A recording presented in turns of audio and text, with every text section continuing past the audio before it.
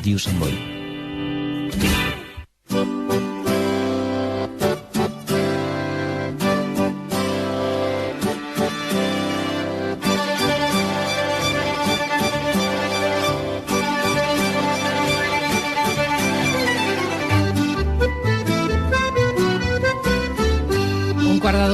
Del matí continueu a la sintonia de Ràdio Sant Boi, música habitual dels dimarts a partir d'aquesta hora.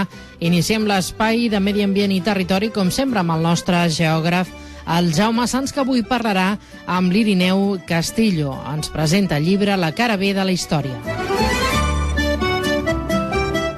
Bon dia, benvinguts un dimarts més al Parlem de Territori, parlem de Medi Ambient, de Ràdio Sant Boi. Avui tenim aquí a l'estudi en l'Irineu Castillo. Hola, bon dia. Bon dia, Jaume. Bon dia, Irineu. L'Irineu Castillo, que no és el primer cop que vens aquí al Parlem de Territori, parlem de Medi Ambient, però avui t'hem convidat, primer perquè d'aquí pocs dies ens presentaràs un llibre, presentaràs un llibre a la societat, que és La cara B de la història, que de fet n'has portat aquí un exemplar. Sí. Un llibre que fas un recull d'articles que crec que has anat publicant a través del teu blog, el Memento Mori. Exactament. Doncs que expliques coses poc conegudes de la història podem dir en general, no? Sí, no, evidentment. A veure, en el meu blog el que em dedico normalment és a escriure cada dia un article sobre alguna cosa que la gent desconeix, o que crec que no és de gaire coneixença per tota la gent.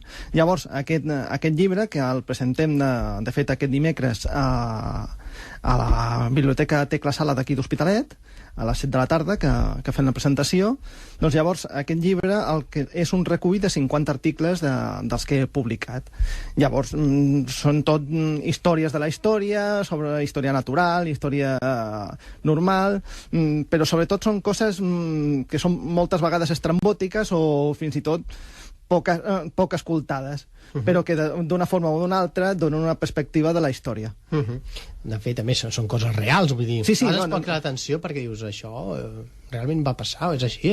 Sí, està documentat que moltes d'aquestes coses han passat i realment hi ha algunes vegades que és veritat allò que es diu de que la realitat moltes vegades supera la ficció.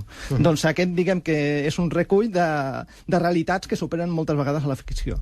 Bé, de fet, en aquests moments en aquest país també estem veient coses que superen el que... No, i d'aquí un temps acabaran sortint coses que llavors em donaran per fer un altre llibre d'aquests. Nosaltres, és el programa com és el Parlem de Territori, parlem de Medi Ambient, els fets que tinguin a veure amb el medi ambient, l'entorn natural, doncs és el que d'entrada ens crida l'atenció, no? Hi ha articles teus, primer de tot, no t'he acabat de presentar, vull dir, ets a l'Hospitalet, ets escriptor, ets historiador, diguéssim, afeccionat, vull dir, sé que has fet algun curs i has començat a... però és la teva vocació, el meu és vocacional. De fet, també has estat, al principi que vas venir aquí al programa, has estat amb causes ciutadanes, com la defensa, protegir el canal de l'Infanta. Sí, exactament. Sí, a veure, és que està tot relacionat amb el que són les coses de la història. En aquest cas, doncs, allò era arrel de la protecció d'una sèrie de coses històriques que havia a Hospitalet que estaven a punt de desaparèixer. I llavors, doncs, com a interessat en tot aquest tipus de coses, i més si és de la meva ciutat, doncs van posar el crit al cel. De fet, és també... Ara no ens allargarem, ja vam parlar al seu moment del canal de l'Infanta, però també és la cara B de la història, no? Sí, la gent de l'Hospitalet desconeix aquest passat. Pràcticament de tot el Baix Llobregat i Barcelona, o sigui, és una cara B total de la història que pràcticament la gent desconeix. Centrem-nos ja amb el tema doncs, ja del llibre i dels articles que apareixen. Em queda atenció, doncs hi ha diversos relacionats amb arbres. Jo crec que sé pel que dius, doncs també ets afeccionat als bonsais i també als arbres. Doncs. I doncs tens diversos articles que parlen de una espècie de venjança de les acàcies sud-africanes, sí, que no sé, és el món vegetal que ataca... explica'ns el mateix. Sí, no, a veure, tenim la idea de que el vegetal doncs, és una cosa que creix allà i ni es comunica, ni diu res, i només fa bonic, i la majoria de les vegades, sobre últimament, el que fan és nosa. O sigui, la gent no el veu com una cosa d'aquestes.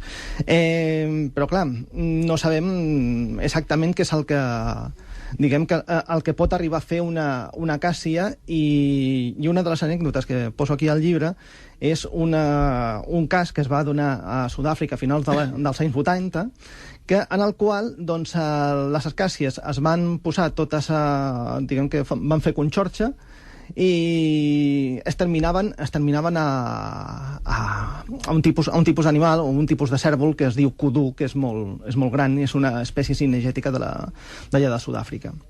En aquest cas, doncs, a veure, allà a Sud-àfrica, doncs, igual que tenim nosaltres aquí els vedats de perdius i de conills i coses així, doncs allà els tenen doncs, de grans mamífers, estil el kudu, que és el que diem és com un cérvol gran, una cosa així, perquè vagin doncs, el rei d'Espanya, o que vagin els blesses, o que vagin tota aquesta gent doncs, a fer-se la foto. I les seves caceres. Sí, fan les seves caceres. Llavors, a finals dels 80 es van adonar que començava a veure una gran mortandat d'aquest tipus de ramat. O sigui, el ramat apareixien morts... Sí, apareixien morts, però a milers. Perquè resulta que això eren vedats que en principi estan en semillibertat, clar, estan tot tancats, però potser són moltes hectàrees que ocupen això, llavors viuen en semillibertat. Després venen el que diem aquesta gent, els cacen i ja està. Però clar, aquesta gent el que van veure és que començaven a caure com si fossin a milers, anaven a caure i no sabien per què era. Llavors van portar a la Universitat de Pretòria, allà a Sud-àfrica, per veure què és el que coi passava, i van veure que els kudus tenien fins a 4 vegades més tanins als seus fetges que del que era normal. Dius, aquí què coi està passant? Llavors van estirar el fil i resulta que van trobar que les acàcies pujaven, quan eren menjades pels kudus i aquest tipus de remonejadors, doncs pujaven la seva quantitat de tanins, que llavors es convertien en verinosos. Però clar, en una situació normal ja van menjant d'acàcies i tal, però el que passa que hi havia una època de sequera molt forta, de tal forma que no hi havia herba per menjar. I llavors els pobres kudus els que es veien obligats a menjar acàcia més del que estaven acostumats. I les acàcies més amenaçades encara, no? Exactament. Llavors què passa? Falta d'aigua i més menjades. Exactament. O sigui, llavors resulta que es van trobar que les acàcies, quan eren atacades pels kudus, emetien etilè, que llavors avisava altres acàcies a quilòmetres a la rodona, que llavors, al seu moment, sense ser menjades, pujaven la seva quantitat de tanins. Ja et dic, fins al 250% de tanins que augmentaven. De tal forma que, vale que no estiguessin menjant a l'acàcia aquella en concret, però quan anessin a la següent acàcia, ja aquella acàcia s'havia convertit en verinosa. Clar, es van trobar que en una època que era sequera, no hi havia res, i llavors els kudus havien de menjar allò, però allò és que s'havia convertit en... S'havia convertit en... O sigui, s'havien conxorxat totes les acàcies per matar els kudus i d'aquesta forma rebaixar la seva pressió, la pressió que feien sobre el medi ambient en estar tancat. Llavors, clar, aquí... Sí, és totalment curiós perquè... I clar, demostra, de fet, les plantes ja utilitzen molts mecanismes. Aquí en el programa n'hem parlat, no? Que el món mediterrani era allò, no? Les olors o males olors, sí, exacte. Les punxes a les fulles, el mediterrani... La acàcia té unes agulles d'un pam, quasi. Però clar, això ja no fa, ja diguem que són animals especialitzats contra vegetals especialitzats. Però tot i això, el que es desconeixia és que tenien la capacitat de modular això, exactament, de modular-ho en la proporció que a elles els interessa. Clar, hem de comptar que l'ésser humà té 25.000 gens. I el que són els vegetals tenen 50.000. Dius, fins ara no han fet res, però imagina't que els enciams s'avisin els uns als altres algun dia. No ho sabem, clar, no ens hem trobat. T'ho imagines? Que se n'atipin i... Clar, o sigui, a veure que s'atipin de nosaltres, clar, perquè fins ara tu pots pensar que t'estan aprofitant a tu per reproduir-se, però en el moment que els siguis a lo millor una nosa i que no els interessi, vés a saber, clar, no ho saps. No està bé aquesta reflexió, no? De que hi ha aspectes que... És que desconeixem més del que coneixem. Llavors pot passar coses com aquestes, com les de les acàcies, però igual que pot passar amb aquest, pot passar amb qualsevol altre. Una mica també relacionat, i sense canviar de continent, amb la ignorància humana, en aquest cas, o maldestra. Hi ha el cas de l'arbre del Teneré, que a mi em va cridar molt l'atenció també aquest article, que enmig que és el Sahel. Sí. I, bueno, hi ha un arbre conegut, no? Com l'arbre... Hi havia un arbre conegut com l'arbre del Teneré. De fet hi havia un arbre. Ens ho expliques tu, si per cas. No. És interessant i... No, a veure, resulta que en tot el mig del desert del Teneré hi havia un arbre que era l'únic que hi havia a 400 quilòmetres a la rodona. I resulta que era l'únic arbre que ha estat marcat dins d'un mapa 200.000. O no, mentira, un 2 milions, que menjava un zero. De tal forma que dius, bueno, és una extensió impressionant com perquè surti un arbre únic enmig del mapa concret. Doncs aquest va aguantar un fotimer d'anys i fins als anys 70 o coses així, que van passar una carretera a prop seu i un dia es va estampar un camió i se'l va carregar. I resulta que van trobar que, clar, doncs, diguem que l'arbre van trobar que havia tingut unes arrels de 35 metres que arribaven fins a la capa freàtica que trobava, i a partir d'aquí doncs, havia pogut tirar. Clar, aquest arbre havia pogut sobreviure aquí perquè és un relicte d'èpoques anteriors. O sigui, quan el Sahel, quan el Teneré, tot el desert del Sàhara, era més humit que no passa avui, doncs era com una espècie de sabana com la que puguem veure doncs, ara més al sud, no? Sí, més al sud, els elefants, les girafes i tot això. Però clar, conforme que el canvi climàtic va anar-hi a més sec, doncs va anar morint totes les espècies vegetals, menys aquells llocs puntuals, estil oasis, estil arbre del Teneré, on per una casualitat de la geologia o coses així va poder sobreviure. Doncs acabat per un cotxe que va passar al costat, doncs va acabar amb aquest arbre. I el graciós és que després han intentat ja no replantar, perquè replantar ara és quasi ben impossible, però fer monuments, fer coses humanes que intentin allà, en el mateix lloc on estava, que es vegi, i resulta que no aguanten. Perquè era un lloc que, diguéssim, a nivell de tuaregs, a nivell de gent que travessava el desert, era un lloc... Sí, era sagrat. Sí, i de pas, i de control, i de... Sí. De referent, vaja. Sí, era tota una referència. Un lloc planer, perquè les imatges que he vist, doncs allò era un far, diguéssim, no? Sí, era un far del desert, pràcticament. Però, clar, en el moment que van obrir les carreteres, que ja no calien els camells ni hi havia res, doncs allò va quedar com això i un dia s'ho van portar un camió. Tinc entès que les restes de l'arbre fins i tot se'ls van endur a... a Niamey. Sí, penso que s'ho van portant allà i allà el tenen més o menys allà reguardadet, una mica com l'arbre de Guernica, que el tenen allà sota un teulat, una cosa així, doncs més o menys el tenen allà. I al lloc on estava l'arbre, doncs van voler posar com una espècie de penja, un penja-robes allà de ferro, allà colat i tot això, però mai cap cosa de la que han posat allà ha pogut sobreviure al que són les tempestes de sorra i tot això. Que fa gràcia que qualsevol cosa que hagi fet a l'home en allà no ha estat capaç d'aguantar-la, però una acàcia dèbil allà, esquifida, allà malament, doncs suportava perfectament aquella... Sí. Gràcies a aquestes arrels profundes... Sí, 35 metres, que no és el màxim, perquè el que es té documentat és un arbre de Sud-àfrica que va arribar als 65 metres de... Que és l'arbre del pastor. És l'arbre del pastor, sí. Això si es pots explicar, perquè... Sí, és un tipus d'arbre... Són estratègies, no? Per sobreviure, no? Clar, evidentment. Les acàcies, no? Que les acàcies feien això dels tanins, però veiem altres, doncs clar, l'aigua és un recurs bàsic, no?, per un vegetal. Sí. Hem vist que l'arbre el tenia els arrels i l'arbre del pastor... L'arbre del pastor és exactament el mateix. Normalment el que passa és que quan en aquests llocs tan àrids, clar, la superfície doncs s'asseca de seguida. I una mica més en profunditat, llavors la humitat encara aguanta una mica més. És una mica més homogènia.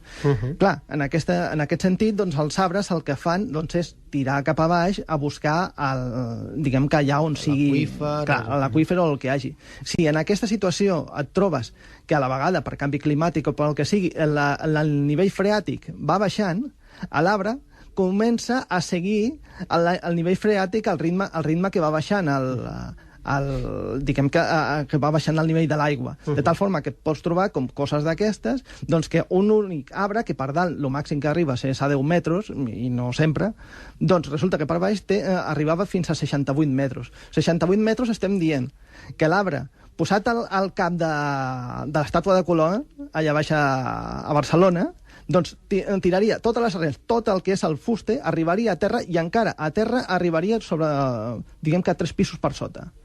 Clar, estem dient que, imagina't un arbre d'uns 5 o 6 metres doncs, que arribi doncs, a aquesta. Clar, diguem que són estratègies de supervivència doncs, en zones molt àrides. I al cas contrari, i canviant de continent, a Amèrica trobaríem no sé quines arrels van tenir, però les sequoies, les sequoies vermelles, en aquest cas, són arbres altíssims. Sí. Aquests, diguéssim, a l'arbre del pastor, si el poguéssim treure o féssim una radiografia, veuríem, no? Sí. Que és enorme per sota terra. Les sequoies... Les sequoies no són... A veure, la idea que tenim de que es clavi a terra moltes vegades no té res a veure amb el porte que pugui tenir per la part aèria. O sigui, tu veus, les sequoies són molt altes, són molt això, però basen la seva estratègia d'estabilitat en l'extensió de les seves arrels. Vale que sí que puguin tenir, doncs, el que diem, 10 metres de profunditat o coses així, doncs l'arrel pivotant que pugui tirar. Però el que realment és on està la força de les seves arrels és en l'extensió que pugui arribar. De tal forma que, clar, l'energia de l'arbre que pugui moure en els dies de vent o coses així, doncs es veu afavorida pel fet de que té molts punts de subjecció al terra a la qual pot transmetre aquella energia que està movent. De totes formes, també hem de comptar que les sequoies que hi ha a l'actualitat no són ni una dècima part del que havia en el seu moment.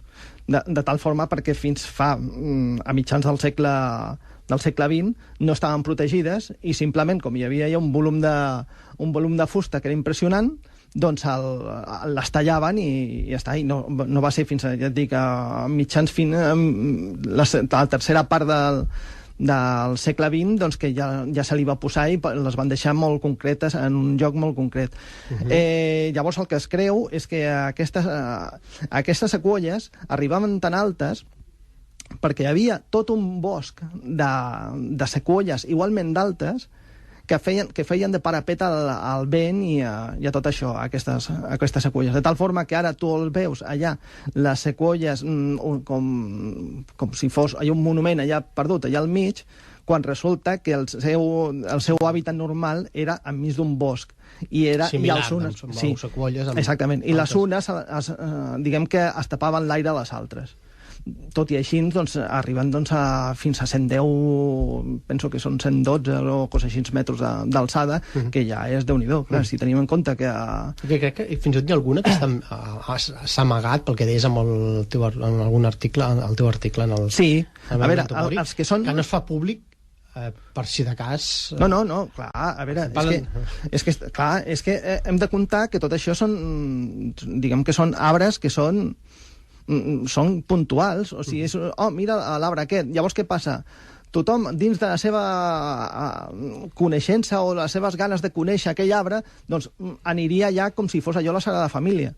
Clar, hem de comptar que allò viuen dins d'un bosc i el bosc, el seu terra i tot això, doncs és una cosa delicada. Clar, no poden viure bé en un lloc que allò està trepitjat com si fos la plaça Catalunya. Allò no pot ser. Llavors els científics, quan troben alguna cosa d'aquestes, que és una cosa molt puntual i molt, molt concreta, llavors vale que en petits cercles sí que sàpiguen on està l'arbre, però no ho fan públic justament per evitar que la gent vagi en plan processó a veure aquell arbre simplement perquè tingui aquell arbre, exactament, simplement perquè tingui 5 metres més que el que està al costat i acabin fent-lo malbé. Bé, perquè clar, això està en un parc natural, no? La costa, sí, la costa oest dels Estats Units, això sí que està... i la gent hi va, però bueno, no es fa publicitat quan troben un individu, crec que de 116 115 o 116 metres. Sí, exactament, per allà anava. Clar, és el més alt diguem que és l'ésser vivent més alt de tot el planeta. Llavors, clar, millor vale que ho sapiguem com està, que hi hagi gent que sàpiga on és, però millor que el conjunt de la gent doncs, no ho sàpiga per no fer processó i que no faci malbé tot l'embolcall, diguem, ambiental que té. A més, estem parlant d'una espècie doncs, que té antiga, diguéssim, gairebé relicte, no? En perill de... Sí, no, bueno, a veure, el perill no és perquè desapagui en si l'espècie. Com a espècie. No, a veure, és més aviat relicte pel mal que han fet els llenyataires per aquella banda. En si, encara que queda, diguem, que tot el que és la zona de la Alta Califòrnia i tot això, que és una zona que no ocupa molt d'espai, no, en si la sequoia no estava posada en perill, perquè el tipus de clima que està en aquella zona doncs és el que permet que estiguin vivint en aquella zona. El problema són els llenyataires, que van veure en aquest tipus d'arbre doncs que allò era un xauxa de fusta. Feies caure un i que equivalia... Sí, clar, allò feies el negoci. I llavors aquest és el problema. O sigui, el problema no venia per causes naturals, sinó que venia de la mà de l'home. Clar, dius, home, potser que per fer cadires i per fer prestatges potser agafem una altra cosa, no? Que no pas aquest tipus d'arbre. Però fins fa 40 anys doncs era el que es feia. Donant ara un to més positiu, expliques també un altre article, el cas de, per exemple, ressuscitar espècies extingides, en aquest cas hi ha la palmera de Judea, que és aquesta, que crec que científics israelians, no sé quants anys fa, tampoc deu fer masses, doncs han aconseguit recuperar, no? Una espècie de l'època dels temps de Jesús, diguéssim, no? Sí, efectivament. Resulta que a Judea doncs, hi ha el que són les ruïnes de Masada. Masada va ser una fortificació que es va fer prop de la Mar Morta, on uns radicals jueus es van oposar a la força d'ocupació romana. Llavors, en aquest sentit, doncs, van aguantar tot el que van poder en aquella diguem, fortificació. Van estar 2 anys que els romans els van mantenir en siti. I llavors, en l'últim moment, els romans van aconseguir fer una rampa immensa durant 2 anys o coses així, fins que van poder accedir allà. Però abans de que fossin agafats pels romans, aquells jueus radicals i tot això es van immolar. Van calar foc a tota la fortificació i es van matar. Es van suïcidar i van morir. Però van cremar-ho tot, menys el que és el rebost. Els rebostos que tenia la fortificació no els van cremar. Justament perquè quan entressin els romans veiessin que encara podien haver aguantat més del que van haver estat aguantant. I en principi doncs, va quedar. Clar, a passar el temps, doncs, els arqueòlegs jueus, israelians, diguem cap als anys 60-70, van començar a excavar les ruïnes de Masada, van trobar un got, van trobar com un canti, una cosa així, que estava una ceràmica, doncs, que estava plena de llavors de dàtil. Dius, bueno, sí, mira, no passaria de ser això, però és que resulta que aquella Judea era molt coneguda per un tipus de dàtil que era molt bo i li donava tota de fama a Judea, que fins a Roma, o sigui, la qualitat d'aquells dàtils era... Exactament.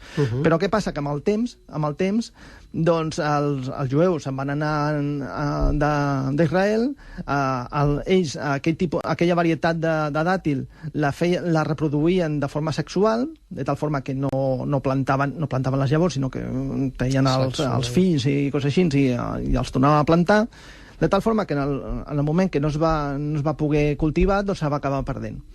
Doncs cap a mitjans dels 2004, 2005, penso recordar, va per aquí, doncs una biòloga israeliana doncs va demanar doncs, unes quantes llavors d'aquesta ceràmica que s'havien trobat.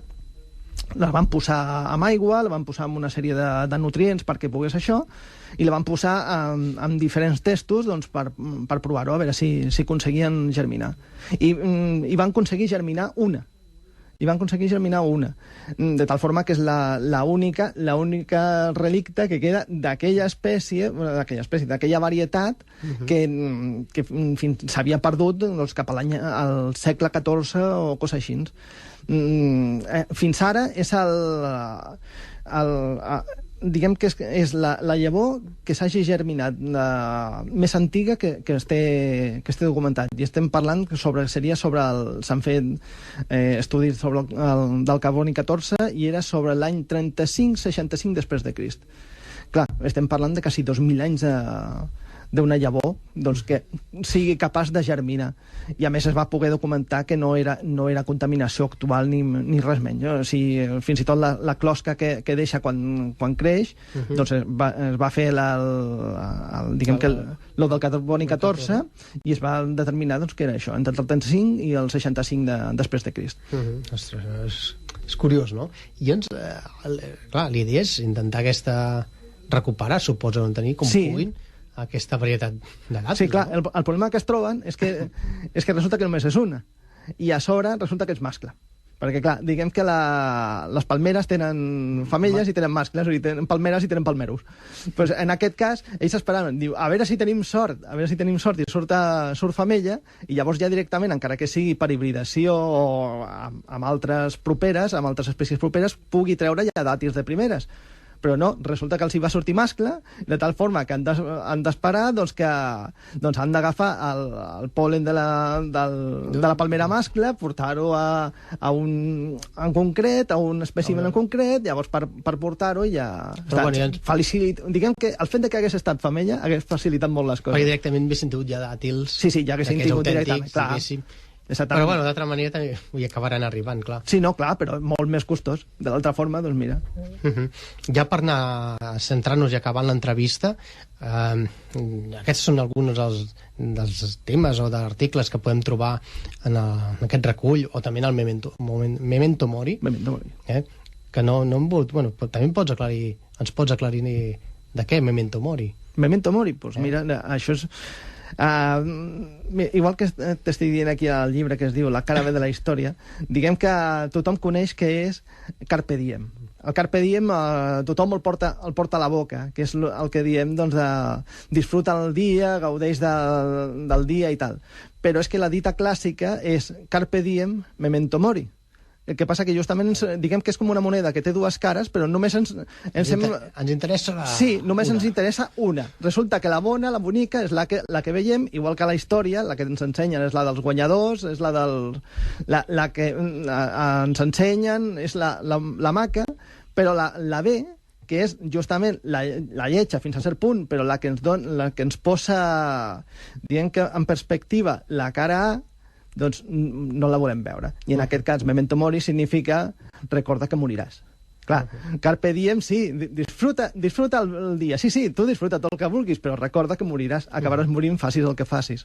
Llavors, el llibre més o menys és el mateix. O sigui, la cara A és la que ens ensenyen tots els dies, el que surt als telediaris, el que surt als llibres del col·le, i la cara B és la que no ens ensenya, però la que moltes vegades ens posa en perspectiva la història real del que ens ensenya. Respecte a la història o aspectes ja, i deixant temes de medi ambient n'hi ha moltíssimes. Sí, n'hi ha 50, en aquest concret n'hi ha 50.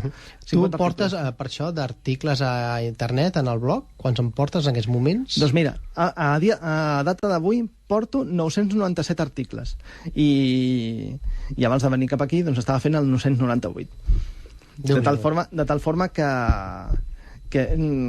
com que de cara al dimecres dia 19 faig la presentació, miraré de que coincideixi l'article número 1000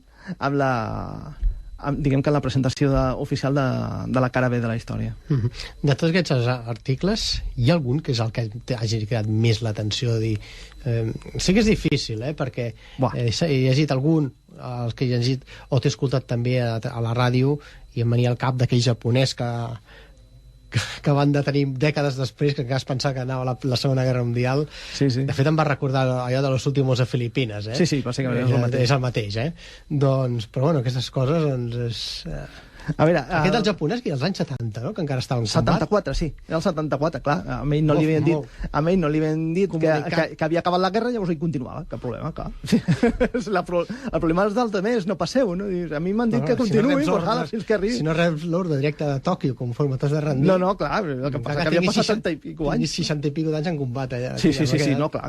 Escolta, aquí, si eres, diguem que estricte, doncs havies de seguir... O l'últim soldat que va morir a la Primera Guerra Mundial, no? Que estigui documentat, no? Sí, també. O sigui, això. A veure, un d'aquests, el que més crida l'atenció, perquè de fet és que fins i tot és el que surt a la portada, és de la història de Mike, el pollastre sense cap. Bé, resulta que un pollastre qualsevol dia, doncs, que a Estats Units, doncs, que arriba necessites fer el que diem, un caldo. Agafes un pollastre com ho pot agafar en qualsevol mas. O sigui, li fot un tall amb la destral i en comptes de tallar-li bé el cap, es veu que el pollastre es mou d'alguna forma i resulta que li talla els dos ulls, el bec, i només li deixa un tros de cervell i una orella. Dius, bueno, tampoc no això, però és que resulta que el pollastre encara es movia. I diu, bueno, però què està passant? Resulta que encara respirava, el cervell era el just que feien servir, i el pollastre sense cap ni res es movia perfectament amunt i avall i com si tingués cap. De fet, això. Dius, clar, la tràquea no li va afectar de res, de tal forma que podia respirar. El cervell, no fan servir el cervell, diguem que com ho fem servir nosaltres, sinó que simplement el que és la qüestió més bàsica, cosa així, és el que fa servir el tronc encefàlic, que és el que deien, i el pollastre es movia pel mas com si fos casa seva, sense cap. Va sobreviure? Sí. Va sobreviure un any i mig, cosa així. I, de fet, va ser genial perquè diguem que el pagès que li va fotre el cop de cap es va fer pràcticament d'or. Resulta que el portava a les fires i tot això, la gent pagava, no sé si eren 25 o 30 centaus per entrar a veure el pollastre sense cap, i el tio feia diguem que va fer el negoci. Em penso que guanyava, no sé si eren 4.500 o quasi $5.000 cada mes. O sigui, una bestiesa. I després, al final, el pollastre va morir perquè resulta que ell li donava de menjar amb una pipeta, amb un contagotes, li ficava directament a la tràquea. O sigui, ficava doncs, aigua amb llet o alguna cosa d'així, doncs, per nutrir-lo. I llavors li ficava directament per la tràquea. Però un dels dies va veure que s'ofegava el bitxo, que ja estem parlant que ja passava un any i mig això, i va tirar mà d'això i es va veure que havia perdut s'havia deixat a un altre lloc que havien anat, s'havia deixat els estris per netejar-lo, per alimentar-lo, i el pobre bitxo no el va poder ajudar i va morir. I llavors, mira, doncs va durar doncs això, un any i mig. Clar, el problema, diguem que el problema col·lateral que va comportar va ser per la resta de pollastres de la zona, que tots els pagesos van voler repetir això, i la quantitat de pollastres que van caure a comptes d'aquest que va sobreviure va ser increïble. De tal forma que, clar, el màxim que els hi durava era un dia o dos, perquè això és com una loteria, o sigui, en fet, clar, això quan talles un cop i mira, entre un milió no se'n pot funcionar, però realment és una cosa simplement de xiripa. Sí. Bé, doncs amb això acabaríem l'entrevista avui, però realment, qui vulgui saber-ne més, doncs això, per aconseguir el llibre, La cara B de la història, primer el presentes ara el dia 19? Sí, el dia 19 a les 19 hores a la Biblioteca Tecla Sala de l'Hospitalet. Sí. És a l'accés lliure, o sigui que tothom que vulgui, si li ve de gust, doncs per allà estarem.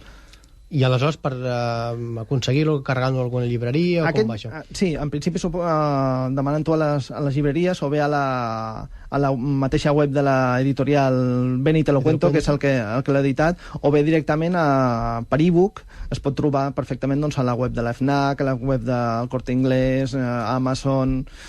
Es troba per totes bandes. De fet, es pot trobar doncs, a nivell mundial. Bé, doncs, acabaríem aquí l'entrevista. Ja que ha estat interessant conèixer aquesta cara B, començat pels temes doncs, que afecten el medi ambient, no? En aquest cas, parlat d'arbres, que és curiós, no? Aquesta història d'arbres, però hem acabat també, de fet hem acabat parlant d'un animal, d'aquest pollastre sense cap, que és curiós, no? Però bueno, a nivell d'història, d'aspectes relacionats amb la història, n'hi ha moltíssims. I bé, nosaltres les gràcies per haver estat avui un cop més aquí al Parlem de Territori. Gràcies a vosaltres per l'oportunitat. I bé, gràcies, Ireneu. Nosaltres acabem avui l'entrevista. Ens trobem el dimarts que ve tornant a parlar un tema que afecta el territori i que afecta el medi ambient. Que tingueu bona setmana.